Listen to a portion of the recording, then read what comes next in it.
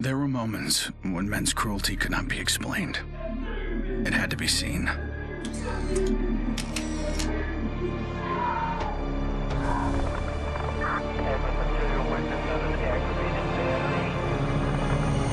The perfect shot pierced our numbness, sent up a flare to save the next generation, and said, "This is where we've been.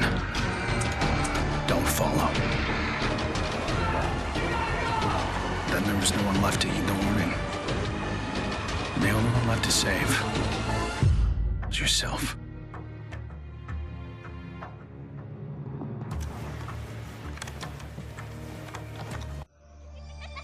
My earliest memory is war.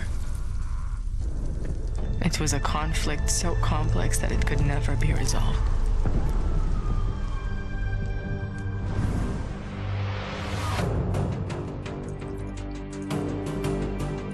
But this war isn't complicated.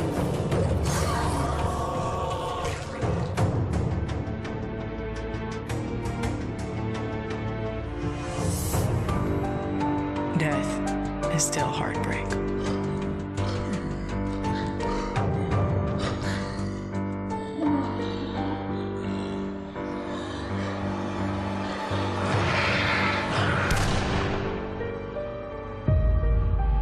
But a kill is a kill.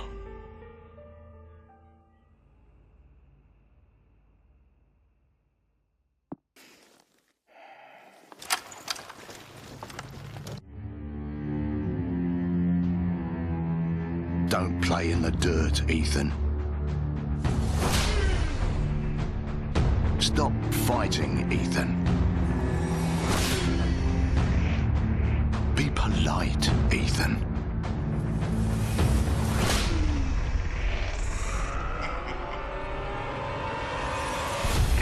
We can suppress the animal instincts all we want, bury them under layers of polish. But they exist for a reason.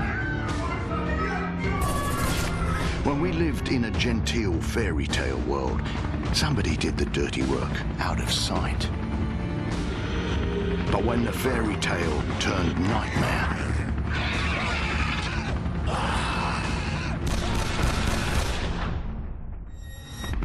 those instincts were the only thing that kept us alive.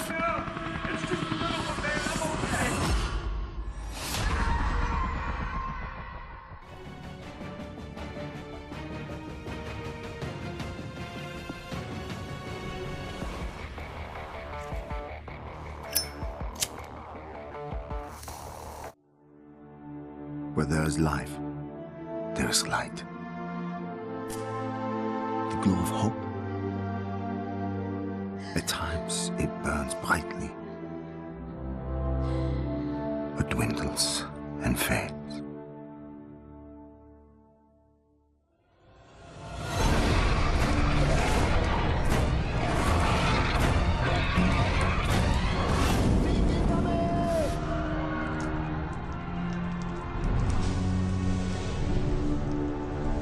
But once it is lit, we must never let it die.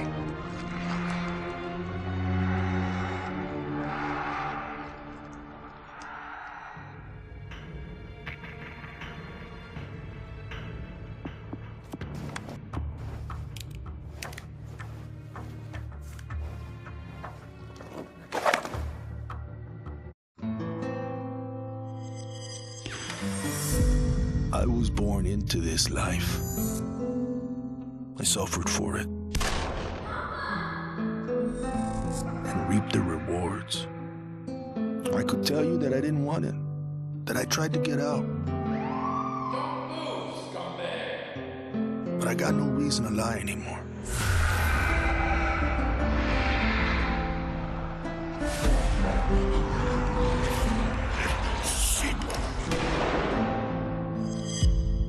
That life is the only reason I'm still here.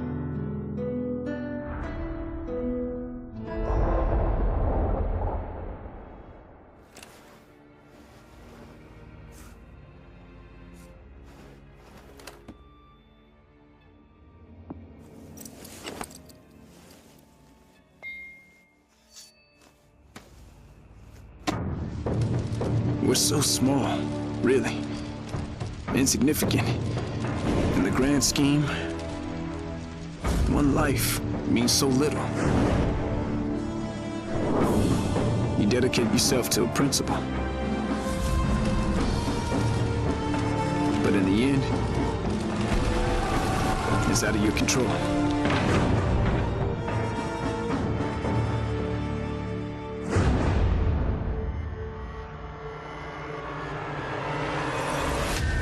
In this world,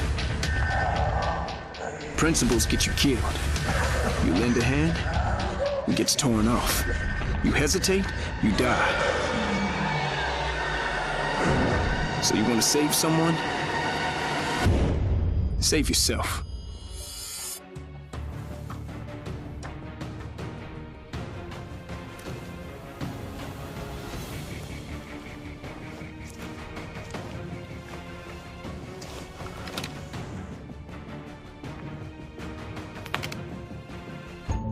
To all my classmates who alienated me because I was different.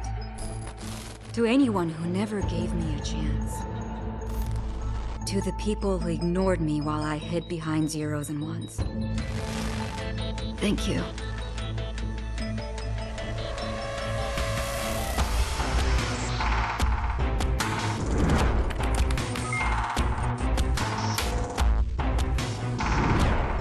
Without you, I would never have made it this far.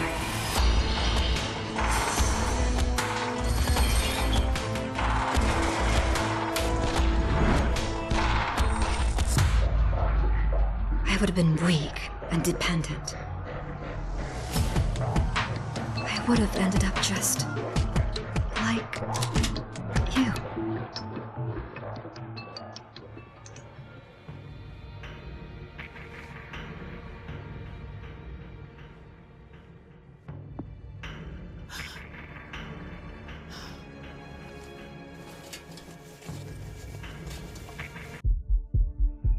There's never a moment when you forget.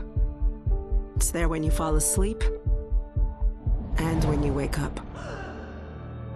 You keep going over the things you should have done. I should have stayed home that day. I should have held on.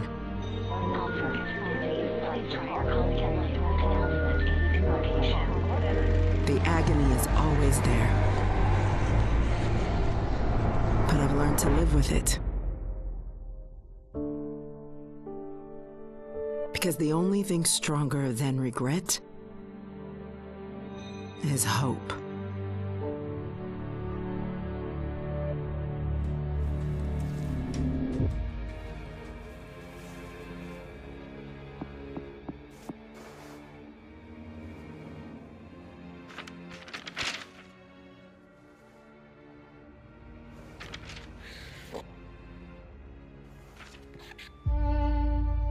I was never afraid of Cachet the Deathless. I laughed at the fairy tale of this undead phantom. A woman of science would never fear such silliness. But what do we know?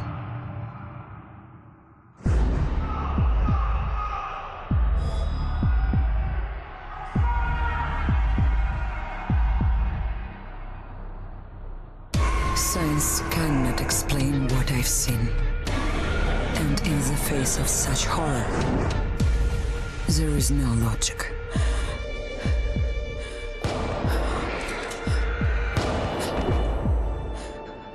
Only faith.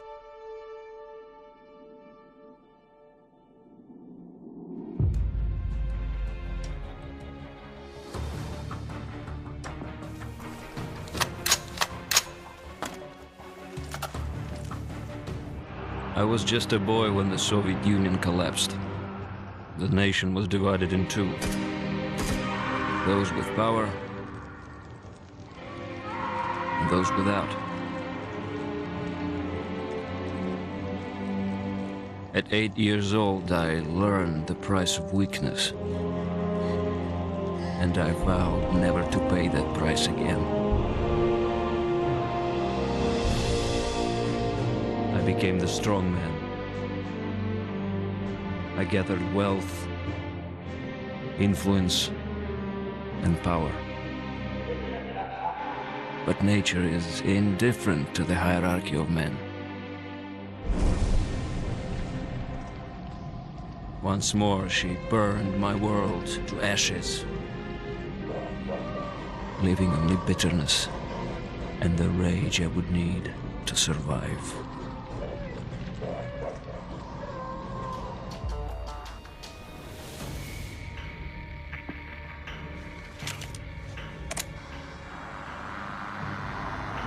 People don't believe something can happen until it does.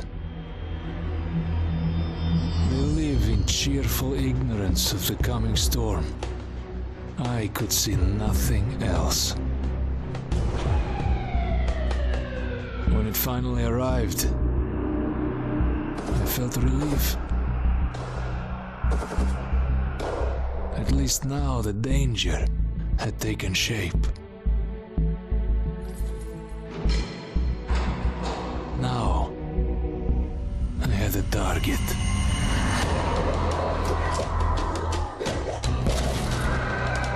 And I didn't have to fight alone.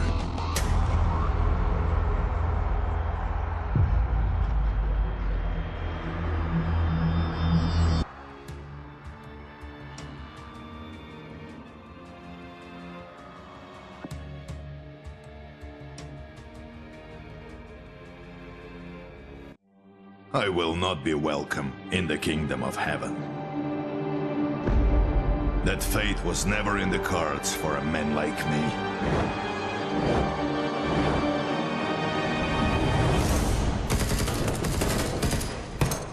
The Lord had other plans.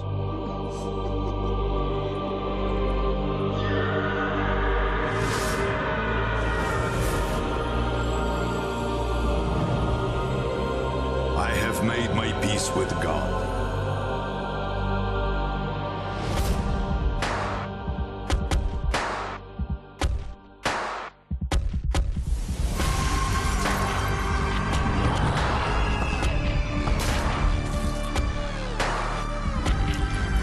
He is with me in this life. And that is enough.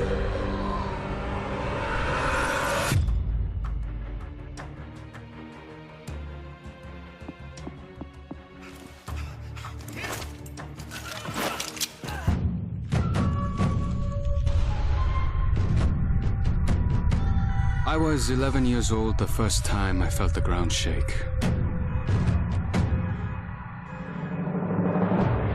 My instinct was to leave. But my grandparents wouldn't hear of it. This is our home, they told me. We don't leave. I came to live by that code. Earthquakes, tsunamis, typhoons, they're all part of life here. We accept them. We don't leave. When the evacuation was announced, I rejected it. This wasn't our way. Then I saw them. And I understood. This wasn't another disaster. This was a war.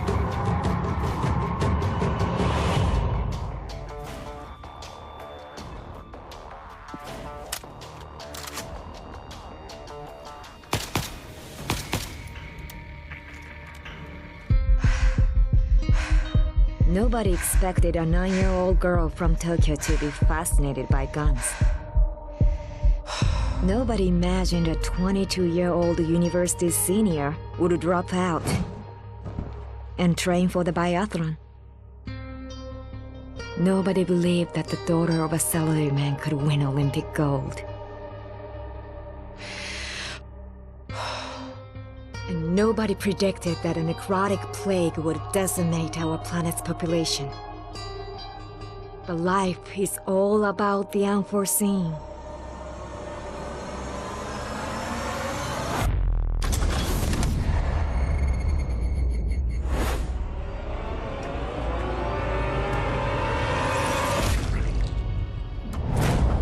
And nobody saw me coming either.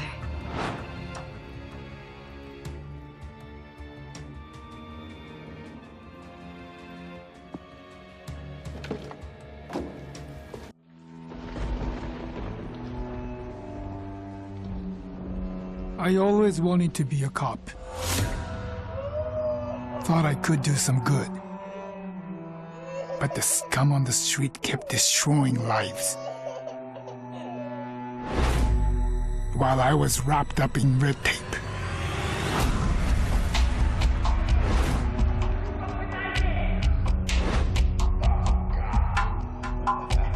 Shackled by senseless laws.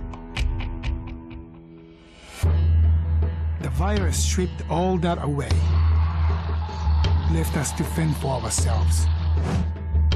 And finally, the chains were off.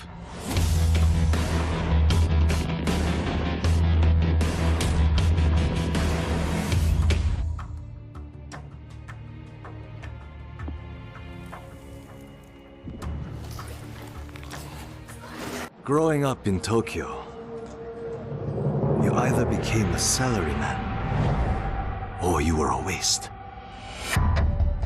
If you asked around, it's safe to say I was the latter.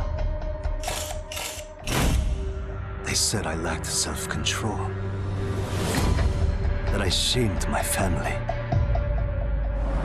So my father sent me off to relatives in the States. Turns out, Americans care a lot more about earnings than honor. Which worked out fine. Until the Zeke showed up.